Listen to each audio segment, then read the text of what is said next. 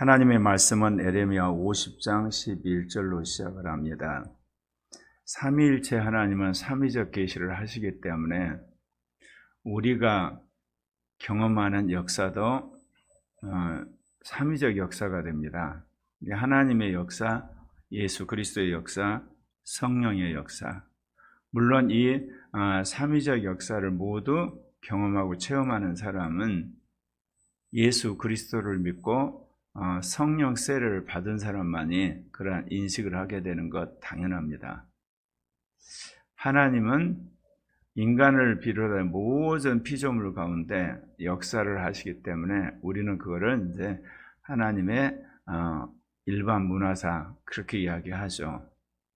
그리고 이제 예수 그리스도를 믿는 사람들은 이스라엘 그리고 기독교로 이어지는 예수 그리스도의 구속의 역사 그렇게 이야기를 하는데 그 중에서도 성경을 썼던 선지자와 예수님 그리고 사도들을 중심으로 이어지는 이런 성령의 운동사 이렇게 말할 수가 있어요. 그래서 우리가 흔히들 성경으로 돌아가라 그러면 더 정확히 표현하면 성령 안에서 하나님의 계시와 예수의 계시를 증언한 그들이 우리에게 남겨주신 정경으로 돌아가라 그런 말이라고 할 수가 있어요. 늦은비 성령 시대에 일어나는 이 성령 운동 또한 성경을 믿는 사람들이 기도하는 가운데 성령 세례를 받음으로 시작된 운동이에요. 그래서 성경과 성령은 뗄래야 뗄 수가 없는 거예요. 근데 역사적으로 국가 기독교 시대에 이 교권이 성령을 억압을 근데 하나님이 그걸 허락하신 이유가 있어요. 성령을 받았다고 하는 사람들이 성경을 무시하고 직접 계시말을 주장하다가 한마디로 이단적인 발언을 서슴없이 했어요. 그래서 하나님이 어쩔 수 없이 국가 기독교 시대 이 성경 중심의 교회 그걸 허락하신 거고 이제 세계 선교를 완성해야 되고 성경을 성취해야 되는 시대에 와서는 늦은 비의 성령의 시대를 연 겁니다. 그렇기 때문에 우리는 성령의 인도를 따라서 오늘날 우리가 살고 있는 세계 정세를 분별하고 그 중에 특별히 세계 교회가 어떻게 선교해야 될 것인가 성령으로부터 선교 전략을 받아 실행해야 될 것입니다. 오늘 말씀은 유다를 비롯 해서 이 아수르 그리고 모압과 암몬, 에돔, 게달, 하솔 그 중동의 여러 나라를 지배했던 바벨론의 몰락을 예언하고 있습니다. 나의 소유를 노력하는 자여 너희가 즐거워하며 기뻐하고 타다가는 송아지같이 발굽을 구르며 군마같이 우는도다. 그러므로 이제 하나님께서 이 바벨론을 수치를 당하게 하고 몰락하겠다고 말씀하시는 거예요. 너희 어머니가 큰 수치를 당하리라. 너희를 낳은 자가 치욕을 당하리라. 하나님이 거꾸로 사용하셨던 수단이 되는 이 강대국 바벨론과 그 왕들을 몰락을 시키겠다고 말씀을 하시는 겁니다. 우리가 이런 거를 볼 때 일반 문화사 안에서 일어나는 여러 국가들이나 이 대통령을 여러분 진영 논리에서 절대적으로 지지하시면 안 돼요. 왜냐하면 그가 아무리 선하고 의롭다 할지라도 그의 약점과 실수가 있거든요. 근데 우리가 그걸 맹목적으로 절대적으로 지지하게 되면 거꾸로 우리가 믿는 하나님이 모독을 당하고 비판을 당하는 그런 우를 우리가 범하게 되는 겁니다. 그래서 우리는 하나님이 주신 말씀 안에서 이해할 것은 이해하고 아니어할 것은 아니어야 됩니다. 그러나 예수 그리스도의 몸된 교회에 관한 한 하나님은 절대적으로 교회 편이기 때문에 교회가 복음을 전하고 그리고 성경을 성취하는 것에 관한 한 교회 편이라는 것 그 말씀은 맞습니다. 그래서 우리는 어찌하든지 교회를 사랑하고 교회를 지키고 교회를 확산시키는 그런 관점에서 일반 문화사도 봐야 될 것입니다. 그가 나라들 가운데 마지막과 광야와 마른 땅과 거친 계곡이 되어버릴 것이다. 중동 전체를 그렇게 지배했던 그런 바벨론 왕국 또한 이렇듯 모든 나라의 마지막이 되고 그 나라가 이렇듯 황폐한 계곡이 되어버리고 황무지가 된다는 이야기 놀랍지 않습니까? 이것은 단순히 우리가 생각하기에 1, 2년 사이에 이루어지는 건 아니죠. 벌써 몇십 년의 세월 안에서 이게 이루어지는 거예요. 지금 우리가 그거를 해방 후 70년이 지난 이 시점에서 세계 역사를 보면서 그걸 확인하는 겁니다. 특별히 난공불락처럼 보였던 일본의 그 엄청난 경제적, 정치적, 군사적 그 위험, 그것이 한국의 군사력과 경제력, 정치력 앞에서 이제 서서히 몰락하는 거 우리는 보잖아요. 그리고 그렇게 강력하게 보였던 이 중국이나 러시아도 이제 서서히 몰락하게 되는, 이번에 러시아 우크라이나 전쟁에서 젤렌스키가 어느 누구도 생각지 못하는 러시아 본토를 공격해 감으로 형국이 어떻게 됐냐? 러시아는 우크라이나를 점령하고 우크라이나는 러시아를 점령하는 기가 막힌 서로가 땅을 점령하는 새로운 어떤 상황이 벌어져서 지금 이 군사적, 정치적 향방에 대해서 분석하기에 사람들이 지금 분주합니다. 하나님은 그렇게 역사를 하시는 거예요. 바벨론을 둘러 대열을 벌리고 활을 당기는 모든 자의 화살을 아끼지 말고 쏘아라. 이제 하나님께서 바벨론을 심판할 때가 왔답니다. 그전에는 어떻나요? 하나님이 유다의 왕들에게 너희는 바벨론과 바벨론 왕 느부갓네살에게 대항하지 말고 항복해라. 그래야만 너희가 안연히 예루살렘과 유다에 살 수가 있다. 그러지 않으면 너희는 아주 비참하게 이 칼과 기근과 전염병에 죽을 것이고, 시드기야 왕은 두 눈이 뽑힌 채 이제 사로잡혀가는 그런 비참한 상황을 맞이했는데, 이제 거꾸로 바벨론 왕과 바벨론 군대가 하나님의 심판을 받는 형국에 도달했습니다. 여기서 표현이 아주 중요합니다. 에레미야 50장 14절에 보면 그가 여호와께 범죄하였습니다. 아니, 하나님이 바벨론을 들어서 유다를 비롯해서 중동의 여러 나라, 심지어 이집트까지 심판을 하셨지 않습니까? 근데 여호와께 범죄했단 말이 무슨 말입니까? 이건 뭐냐면, 개인도 마찬가지지만 한 국가도 하나님이 심판할 권한을 줘요. 근데 인간이 무지하고 악하기 때문에 그 권한을 오버를 해요. 그래서 하나님이 정해준 그 경계선을 넘어서 이제 강팍한 짓을 하고 포갑을 하고, 그리고 약소국가를 아주 늑탈을 해버리잖아요. 그러면 그것이 도리어 이제 죄악이 되는 겁니다. 그러면 하나님은 새로운 강대국을 일으켜서 그 죄악을 범한 그 강대국을 심판을 해버리는 거예요. 일본의 총리와 일본 국민들이 2차 대전 때 이 한국과 이 동남아시아 여러 나라들에게 행한 범죄 행위에 대해서 솔직하게 사과한 적이 없어요. 왜냐하면 그들이 2차 대전이 끝나고 나서 완전히 망해가는데, 미국이 이 공산권과 싸우기 위해서 어쩔 수 없이 일본을 다시 부흥시키세요. 1965년인가 샌프란시스코 회의라는 게 있는데, 역사상 전쟁에서 진 국가는요, 이긴 국가한테 전쟁 그 배상금을 물리게 돼 있어요. 그런데 놀랍게도요, 미국이 패전국인 일본한테 그 어떤 배상금도 요구를 하지 않았어요. 면제를 해줘요. 그 이유는 뭐냐?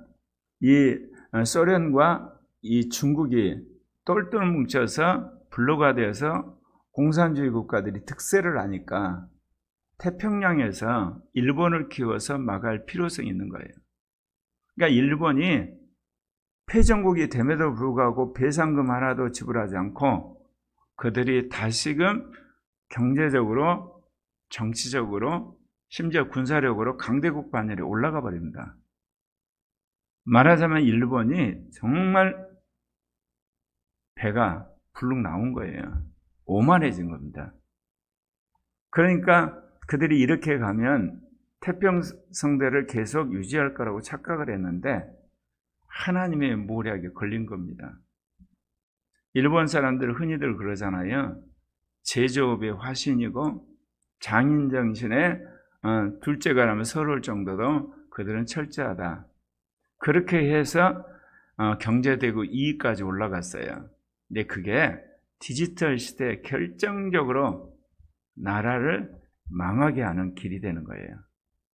왜냐하면 상황에 맞게 빨리 기술을 적용해서 물건을 만들어내야 되는데 기술은 좋은데 상품화되는 게 너무 더뎌요. 그러면 이제 서서히 몰라가는데 바로 그 함정에 빠져버린 겁니다. 하나님이 그들이 그렇게 한국이라든지 피해를 입힌 중국이라는 동남아시아 각국에 사과하지 않고 계속해서 잘했다는지 우겼는데 하나님이 역사의 거대한 맷돌로 갈아버리신 겁니다. 그 주위에서 고함을 지르리로다. 그가 항복하였고 그 요새는 무너졌고 그 성벽은 허물어졌으니 이는 여호와께서 그가 행한 대로 그에게 내리시는 보복이라. 그가 행한 대로 그에게 갚으시는도다. 지금 바벨론이 엄청나게 강력해서 중동에 지금 맹주로서 통치를 하고 있거든요. 근데 벌써 선지자 예레미야는 망하는 이야기를 지금 하는 겁니다. 그것이 현실 속에 이루어지는 것처럼 이야기를 하는 거예요, 지금. 하나님은 알파 오메가고 시작과 끝이세요.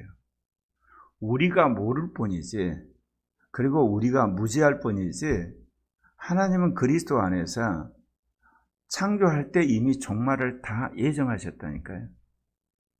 그 그리스도를 닮는 인간과 그 공동체인 교회를 주님께서 세우려고 역사를 하시는 것이지 그 종국은 이미 다 예정이 되어 있어요.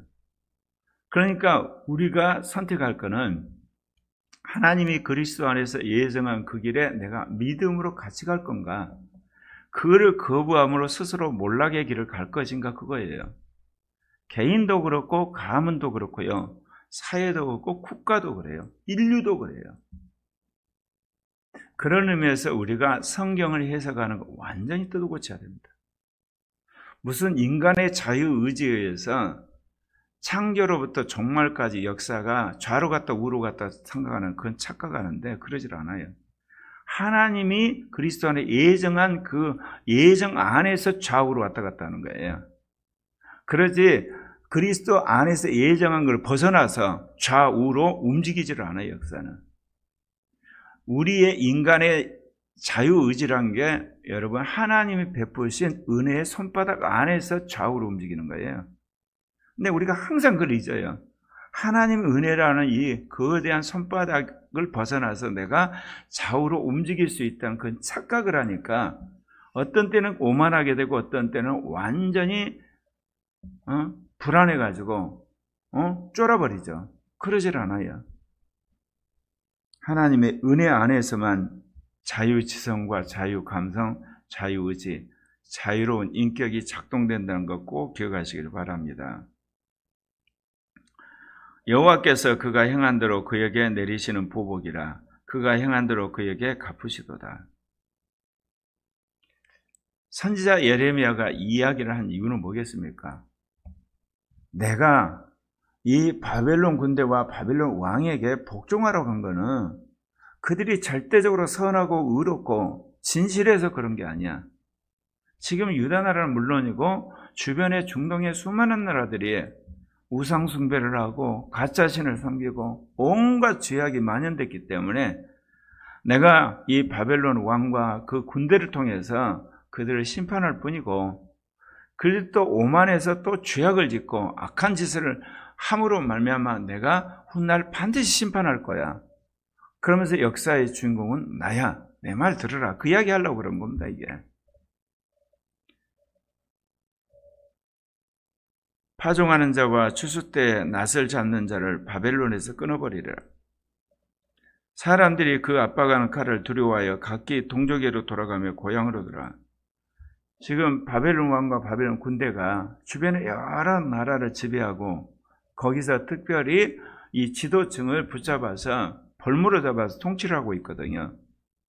그런데 이 바벨론 왕과 바벨론 군대가 와해되고 망해버리니까 포로로 잡혀왔던 사람이 다 고국으로 자기 나라로 돌아가게 된다는 이야기를 하는 겁니다. 이것은 포로로 잡혀가고 있는 이 이스라엘 백성을 향해서, 정확히 말해 유다 백성을 향해서 너희가 지금은 고생하지만 곧 돌아오게 될 것이다. 그때까지 인내하고 있으라, 그 이야기입니다. 이스라엘은 흩어진 양이라 사자들이 그를 따르도다. 처음에는 아수르 왕이 먹었고 그 다음에는 바벨론의 느부갓네살 왕이 그의 뼈를 꺾었도다. 하나님이 아수르 왕에게 북이스라엘을 맡겼어요. 하나님이 이 느부갓네살 왕에게 남유다를 맡겼거든요. 그런데 하나님이 다시금 아수르도 망하게 했지만 바벨론도 망하게 하겠다는 거예요. 우리가 당장 눈앞에 보이는 현상만 보면 일본이 우리를 지배할 때는 일본이 우리를 침략하는 것 같고, 공산당이 우리를 침략할 때는 공산당이 우리를 침략한 건 맞아요. 근데 이 모든 걸 하나님이 주관하시는 거예요. 하나님이 여러 가지 요인 때문에. 그러나 이제 거꾸로 또 하나님이 대한민국을 선진국 반열에 서게 하고 지금 세계가 요동하는 가운데 계속해서 이 대한민국은 앞으로 전진해가는 그런 나라를 만드신 것도 하나님이에요. 우리는 70년 동안 북한과 그리고 멀리는 중국, 예전에는 소련과 국경을 맞대고 또 싸워야 되니까 끊임없이 방산을 했어요. 근데 방산을 했는데 그렇게 한 나라는 미국 외에는 없었어요. 특별히 1991년 소련이 망하니까 다 방산들을 해체하고 없애버렸어요. 지금 당장 군사무기를 만들 수 있다? 절대 그럴 수가 없어요. 가전제품이나 후딱 만들 수가 있어요. 왜냐하면 가전제품은 하자가 있으면 다시 교환해주면 돼요. 그런데 군수물품은 하자가 있으면 군인들이 떼거지로 죽어요. 그러니까 이거는 검증된 거 외에는 절대로 안 쓰는 거예요. 원전도 그래요. 우리는 다른 나라들은 뭐 태양광이네, 조력이네, 이게 바람으로 하는 풍수력이네. 그런데 우리는 이런 그 풍력 발전이든 조력 발전이든 태양광이든 도대체 이 국토가 맞는 게 없어요.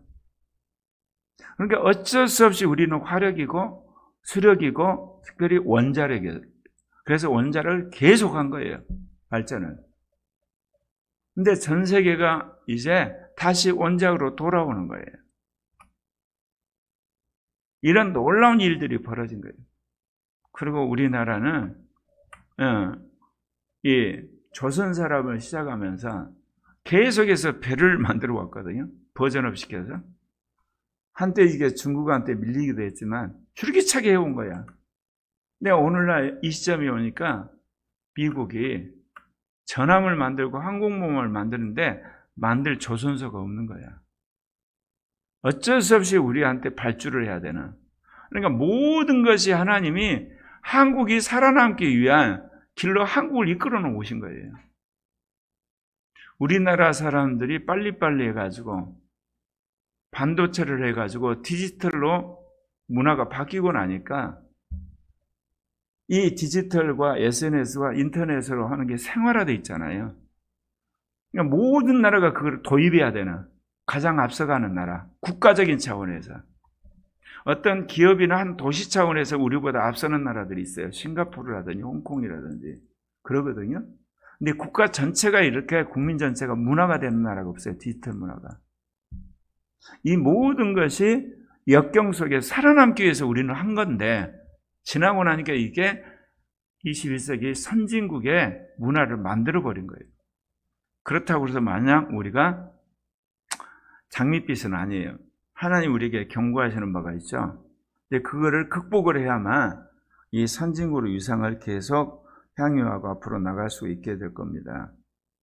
하나님이 이제 아수르 왕을 벌한 것 같이 바벨론 왕도 벌합니다. 그래서 이스라엘이 다시 목장으로 돌아가게 한다는 거죠. 그가 갈멜과 바산에서 양을 기를 것이며 그의 마음이 에브라임과 길르앗산에서 만족하리라. 아수르에게 포로로 잡혔던 북이스라엘 백성들, 바벨론을 포로로 갔던 남유다 백성들, 그들이 이제 다시 돌아와서 이곳에 살게 될 것이다. 여호와의 말씀이니라. 그날 그때는 이스라엘의 죄악을 찾을지라도 없겠고 유다의 죄를 찾을지라도 찾아내지 못하리니 이는 내가 남긴 자를 용서할 것입니다.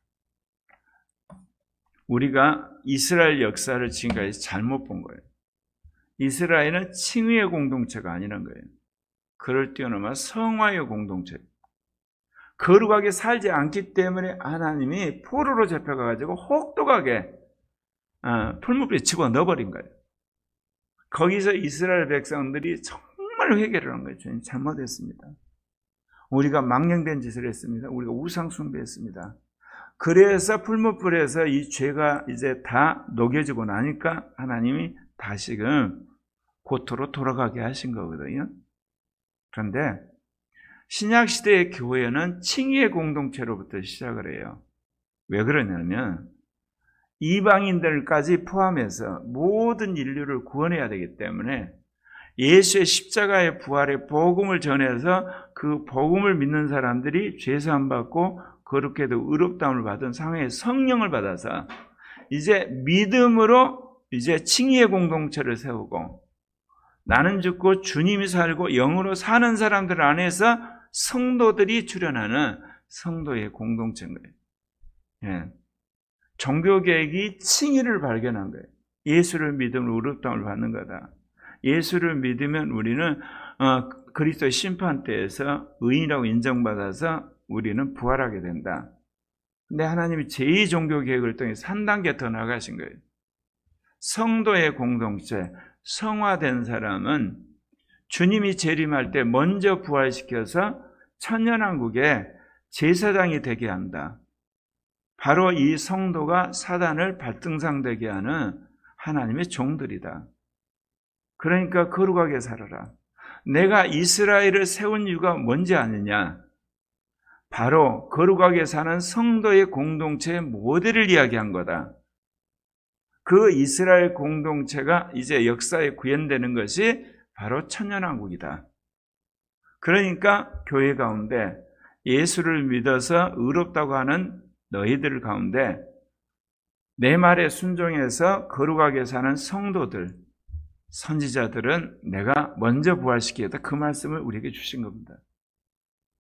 이게 여러분의 삶의 가장 중요한 가치관은 이제 성화의 삶을 사는 거예요. 성도가 사는 거예요. 신령한 자가 되는 거예요.